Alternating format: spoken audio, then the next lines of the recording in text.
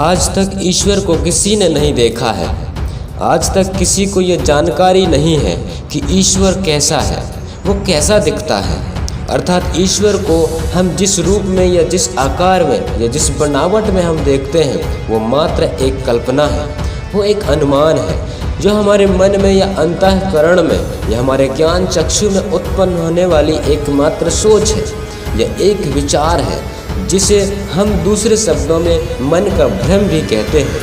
अर्थात जिसे हम ईश्वर कह रहे हैं वो एकमात्र मन की सोच है, वो एक कल्पना है, वो एक अनुमान है जिसे हमने आकृति दे दिया है, आकार में ला दिया है। सही मायने में वो आकृति मात्र हमारे मन का भ्रम है, सच्चा ईश्वर नहीं है।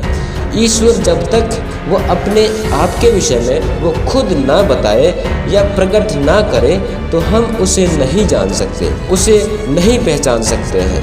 अन्यथा मनुष्य अपने ज्ञान, बुद्धि, समझ से कभी भी ईश्वर को नहीं पहचान सकता है। हालांकि यहूदियों का परमेश्वर जो एक आत्मा है, उसने अपने आप के विषय में बार बार यहूदियों के और गैर यहूदी लोगों के सामने बताया है और अपने आप को प्रकट भी किया है और कहा है कि मैं ही सच्चा ईश्वर हूँ जो पूरे ब्रह्मांड की रचना किया हूँ और तुम सबको भी मैंने ही अपने हाथों से रचना किया है और अपने एक एक स्वभाव और एक एक गुण को दिखाया है। समय समय पर यहूदियों का परमेश्वर कुछ लोगों को चुनकर उनके द्वारा ये बार बार कहलवाता है कि मैं जो सच्चा परमेश्वर हूँ, जो एक आत्मा हूँ, शब्द के रूप में क्रियाशील हूँ, निश्चित और नियत समय पर देह धारण करूँगा और तुम्हें हमेशा के लिए बचाऊँगा। जब मैं देह धारण करूँगा तो उसकी ये पहचान होंगे। और उसने अपनी पहचान बार बार चुने हुए लोगों के द्वारा कहलवाया और जितने पहचान यहूदियों के परमेश्वर ने चुने हुए लोगों के द्वारा कहलवाया वो सारे के सारे पहचान इज़राइल के राजा दाऊद के वंश में जन्मा यीशु नासरी के जीवन में दिखाई दिए। और यह जन्मे हुए यीशु नासरी का स्वभाव और गुण भी बिल्कुल यहूदियों के परमेश्वर के स्वभाव और गुणों के जैसा था।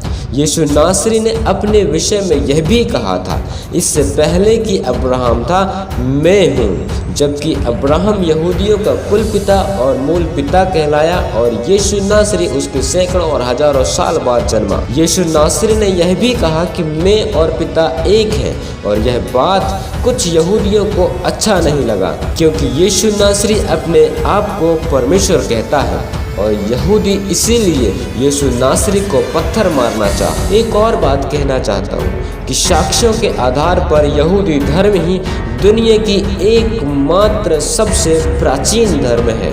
इसीलिए यहूदियों की संस्कृति और सभ्यता को और उनके ग्रंथों को और अन्य लेखों को और उनका इतिहास को हमें अवश्य जानना चाहिए। मुझे लगता है ऐसा करने से और भी कई सारे सच्चाइयों की परत खुलेंगे।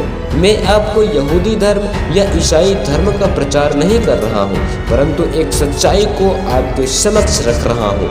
मैं एक आदिवासी हूँ और भारत का मूल निवासी हूँ।